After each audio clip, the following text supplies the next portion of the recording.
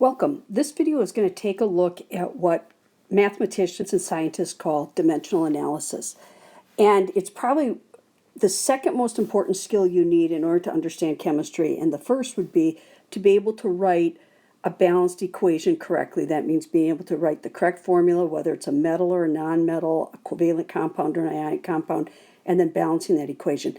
Then dimensional analysis comes in. Once you have that balanced equation, the only way to be able to calculate how much product you're going to form from your reactant or how much reactant you need to form a certain amount of product is to do this process of dimensional analysis.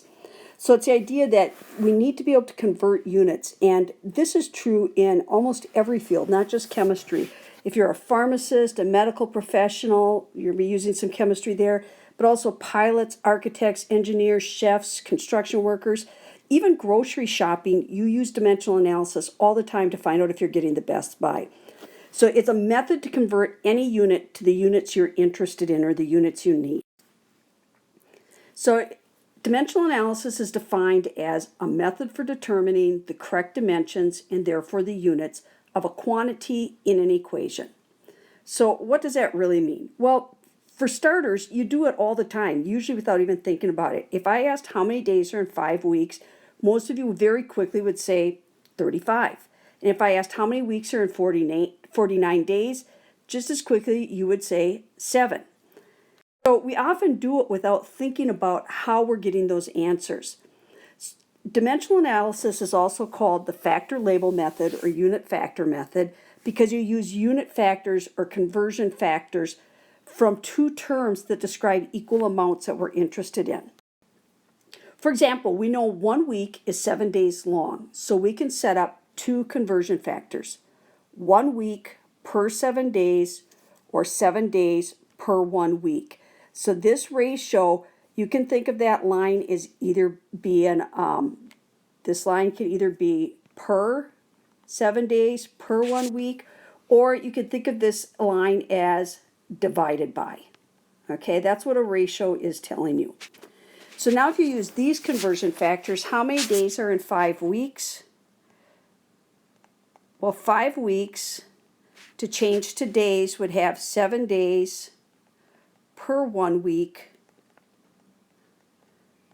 And that's where I got my 35 days from. Whereas how many weeks are in 49 days? Now I see I have 49 days and 1 week has 7 days. So that's where the 7 weeks came from. And when we do this with more complicated things, it really gets no harder. For example, if I told you that 1 inch equals 2.54 centimeters, you can create two conversion factors. I can say there's 1 inch per 2.54 centimeters, or I could say there's 2.54 centimeters per 1 inch. What's the difference? Well, the difference is if I want to convert from 6 inches to centimeters, then I need to use the second conversion factor because I'm trying to get centimeters, I have inches, and when I set it up this way, it will make my units cancel. So now I can take the 6 times 2.54. And I'll let you plug that in and come up with a solution, but it's going to be roughly 15 something. Or if I have 24 centimeters and I want to convert that to inches, now I have to use the other conversion factor. I need the 1 inch on top and the 2.54 centimeters on the bottom to reveal my inches. So how are we doing this? Dimensional analysis always follows the same process. You need to write down the unit you've been given or the unit you're starting with. And I like to think of this as what you have. And then you need to write down the unit that your final answer needs to be in or what you want. And then in the middle, you need to set up your conversion factor or the ratio that's going to make your units cancel. And that's usually going to be want over have, because what you want needs to carry over to your final answer, and what you have has to cancel out with your beginning unit. So again, we'll take a couple looks at this. How many hours are in 7 days? Well, what I have is 7 days. What I want, I'm going to put an equal sign over here, I want hours. So I need to set up a ratio of what I want, hours, over what I have, days, and then I need to find out what is that equality. Well, I'm guessing most of you know that 1 day is 24 hours. So now I can go ahead and take 7 times 24, and I come up with 168 hours. If I want to know how many minutes are in 7 days, well, minutes to days is a little tougher because I know there's 24 hours in a day. So I've already figured out that 7 days is equal to 168 hours. So I'm going to start with my 168 hours because I know how to convert from hours to minutes. So I have 168 hours, which is the same as 7 days. I want minutes. So I go ahead and set up my ratio with what I want, minutes, over what I have, hours. And I know that there are 60 minutes in 1 hour. So now if I want to convert my 7 days or 168 hours to minutes, I just take the 168 times 60, and there's 10,080 minutes in a day, or in 7 days, I'm sorry. So how many days would 38,500 minutes give me? Well, this time, 38,500 minutes. I don't have a quick conversion factor from minutes to days, but I could convert from minutes to hours, hours per minute. So if I do that, I know there in 1 hour there are 60 minutes. So I can go ahead and take my 38,500 and divide by 60 minutes, and I'm really talking about 641.6 repeating, and that is hours. And now that I know how many hours I have, I can convert my hours, 641.6 hours. I can convert that to days by putting what I want, days over what I have, hours, and I know 1 day is 24 hours.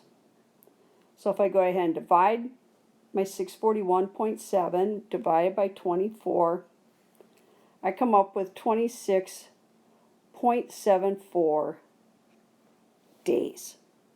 Now I could have done this all in one process if you prefer to do it this way. When you realize you're going to need to do two conversions, I could have just simply kept converting in one problem until I got my desired value. I could set this up and know 1 hour is 60 minutes. And then knowing I have hours but still want days, I can go ahead and set up my day to hour ratio and plug it in, and I would still get 26.74 days as my answer. So either way you're comfortable with is just fine. So go ahead and pause here and try these three while I go ahead and start working the solutions here. So I'm told at the top I've got 12 inches in 1 foot. I can make 2 conversion factors from that, or 3 feet in 1 yard. So how many feet are in 182 inches? Well, I see that I can convert right from inches to feet. So I have 182 inches. What I want is feet. What I have is inches. So the 1 foot goes on top. The 12 inches go on the bottom. And that means I take the 182, divide by 12, and I come up with 15.17 feet. And make sure you label that final answer so we know what you're talking about. Number 2 says a football field is 100 yards long. So that's what I have. How many feet? That's what I want. And again, I can set up just one ratio to get from yards to feet. So yards on the bottom, feet on the top. So I need 3/1, or 300 feet. And I know these examples are really simple, and the point is that it really doesn't get more complicated than this if you just use the same process of want over have. So from question number 2, how many inches long is a football field? Well, I'm starting with 100 yards, and I need to get to inches. And I can't go right from yards to inches, or at least I don't have that equality given to me. But I've got my 3 feet per 1 yard, or the same as 12 inches per 1 foot. So I could set it up like this, and I find out that I've got 3,600 inches. Or I could have just taken my 300 feet from that problem and gone ahead and done the second conversion, that 12 inches is equal to 1 foot. So if I put what I want over what I have, that is going to give me 3,600 inches.